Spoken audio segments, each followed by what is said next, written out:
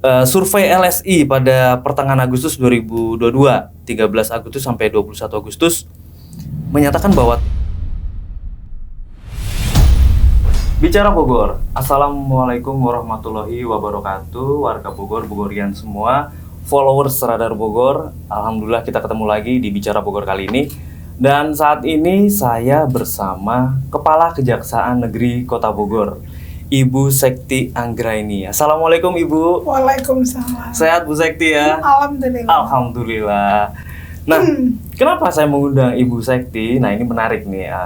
Ada 2 poin yang akan saya kupas kali ini. Pertama adalah terkait ini kan kita masyarakat lagi shock nih. Masyarakat lagi shock, ada kenaikan harga BBM dan tentunya masyarakat kalangan menengah ke bawah ini sangat terpukul dengan kondisi ini. Tapi kemudian pemerintah mengklaim bahwa inilah strategi yang harus dilakukan begitu. Nah, agar strategi ini tepat sasaran, Jaksa Agung Burhanuddin bahkan menginstruksikan seluruh kejaksaan negeri di daerah untuk turut berkolaborasi, turut berkoordinasi. Koordinasi seperti apa? Nah, ini akan kita tanya ke Ibu Sekti.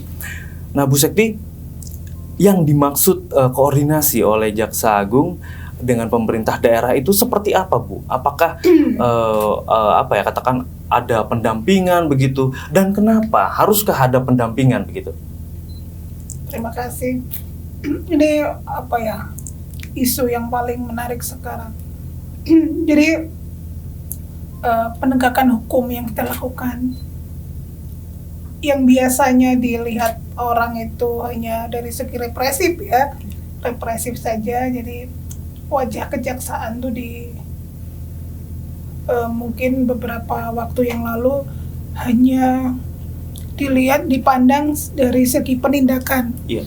Padahal sejatinya tidak seperti itu. Penegakan hukum yang kita lakukan tuh ada edukatif, ada bidang intelijen, bidang Datun namanya, Perdata dan Tata Usaha Negara, yang berperan pada sisi edukatif ya. Terus ada penegakan hukum yang bersifat preventif. Pencegahan, Bu. Pencegahan. Ya. Nah, ini diusung banget oleh bidang yang tadi saya sebut, Perdata dan Tata Usaha Negara. Nah, barulah penegakan hukum yang bersifat represif. Ya. Nah, kejaksaan ingin ketiganya berimbang.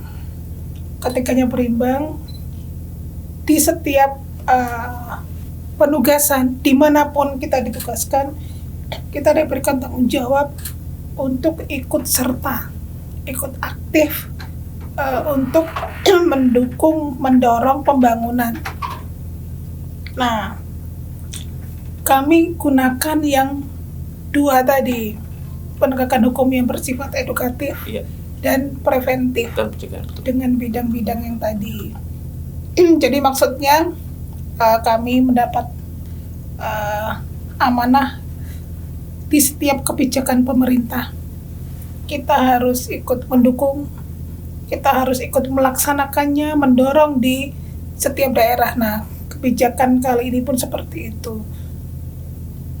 Maksud tadi yang dimaksud Mas tadi, tadi menyebut kolaborasi. Kita tuh memang harus berkolaborasi. Kita di setiap daerah kita tergabung dalam jajaran ya, Forum Komunikasi Pimpinan Daerah. Iya, Forkopimda. Jadi benar-benar kita harus menyatu, harus satu visi, harus satu langkah untuk melaksanakan kebijakan itu. Jadi artinya benar-benar kita harus berperan aktif ya di setiap yang kita mungkin pemerintah fokuskan sekarang adalah dampak dari kenaikan BBM ya. Dampak itu kan pasti akan sangat luas ya. Potensi inflasi begitu, Ibu. Iya, akan sangat luas ya, mulai dari masyarakat kecil sampai semuanya. Dan itu sudah kita rasakan di beberapa hari ini. Betul. Ya kan, sudah kenaikan tarif angkutan segala macam lah, sampai tadi juga pada saat kami lakukan pendampingan, nanti ada pendampingan, tadi ada wacana bahwa akhirnya terkena juga ini pembangunan yang sedang kita laksanakan nih, sedang dilaksanakan di Kota Bogor kan.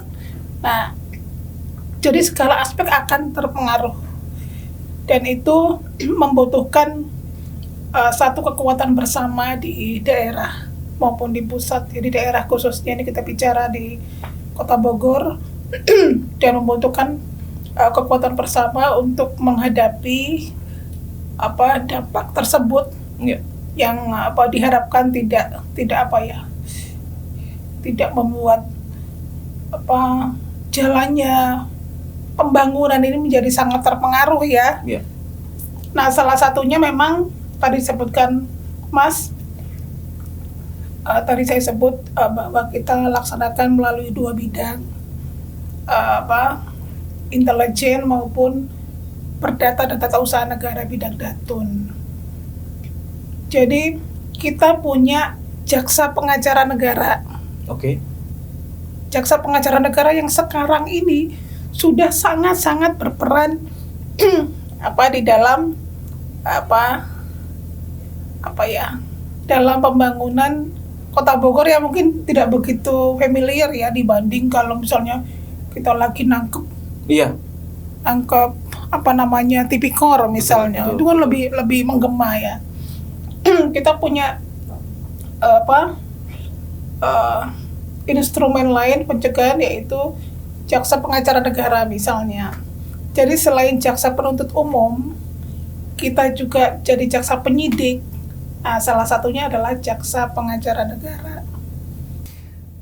Survei LSI pada pertengahan Agustus 2022, 13 Agustus sampai 21 Agustus, menyatakan bahwa tingkat kepercayaan publik terhadap lembaga penegak hukum di Indonesia, ini teranyar Ibu ya, itu nomor 1 kejaksaan, sebesar 75,3%, kedua KPK 73,2%, kepolisian 69,6%. Ini artinya kan ada peningkatan Ibu ya? Oh iya, sangat signifikan. Betul.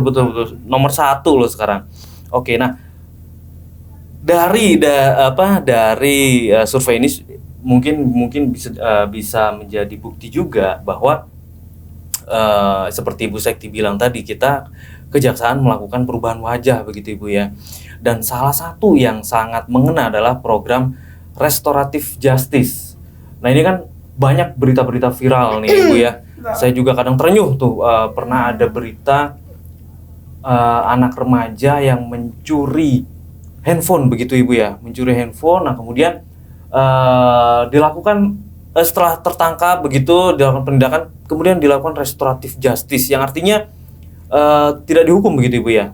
Penghentian penuntutan. Jadi ada semacam kesepakatan. Nah, kita gali ini. Sebetulnya apa sih Bu restoratif justice itu Bu? Iya, jadi ini memang sangat menarik buat masyarakat, buat kami sendiri pun ini merupakan langkah besar ya buat jaksa. Saya ini sudah 22 tahun di kejaksaan. Dulu sebelum ada restoratif justice, kami sering berbenturan dengan hati nurani sendiri. Bahwa kami ini kan adalah pelaksana undang-undang. Kami melaksanakan tugas pure harus melaksanakan undang-undang. Kita berpaku pada hukum positif di Indonesia, bahwa memang ada tindak pidana itu karena ada undang-undang yang mengaturnya. Betul. Jadi kalau misalnya di TV ada misalnya seorang nenek nyuri apa misalnya, singkong untuk makan, nyuri singkong untuk makan, akhirnya pihak korban melaporkan. Dan itu sama, polisi sama jaksa juga sama terikatnya dengan itu sebelumnya. Melaporkan kan wajib di proses ya, pelaporan. Betul. Apalagi kalau korbannya benar-benar ingin itu ditegakkan lah. Karena itu hak warga negara juga untuk mendapatkan ini Bu ya. Iya. Jadi akhirnya begitu terbentur pada unsur pasal yang memang terpenuhi. Biarpun hati nurani. Aduh, kalau saya jadi dia nggak mungkin saya laporkan. Saya selalu seperti itu. Tapi kita harus menjalankan proses hukum itu. Mau tidak mau, suka tidak suka, kasihan tidak kasihan. Nah, akhirnya banyak sekali hal seperti itu yang di mata masyarakat itu memang itu nggak adil. Ya memang kalau keadilan sama hukum kadang-kadang suka apa ya? Kalau menurut saya nih, dulu saya kuliah, ini saya sampaikan. Dosen saya mengatakan bahwa keadilan sama hukum itu saling bertolak belakang. Saya dulu nggak begitu ngeh ya, karena kan saya belum terjun. Iya, iya. Belum terjun real. Katanya keadilan, kalau hukum itu memaksa, mengikat. Contohnya kita udah telat ngantor nih, Iya. tapi ada lampu merah, ayo berani nggak terus? Iya, iya. Bener nggak? Itulah hukum. Iya, Suka nggak? iya, Nggak iya. suka. Betul, betul. Tapi terikat. Tapi kalau keadilan, saya ingat diibaratkan seorang ibu punya anak kembar, membagi roti, dibelah dua. Menurut ibu kan udah sama, Iya. tapi menurut Tapi si kembar, si punyamu lebih besar daripada punyaku. Yang satu juga, enggak punyamu. Nah, dua orang aja sudah ada dua rasa keadilan yang berbeda. Jadi restoratif justice itu penghentian penuntutan. Di penuntutan, Bu, ya? Jadi penyelesaian proses hukum yang berbeda dari dulu.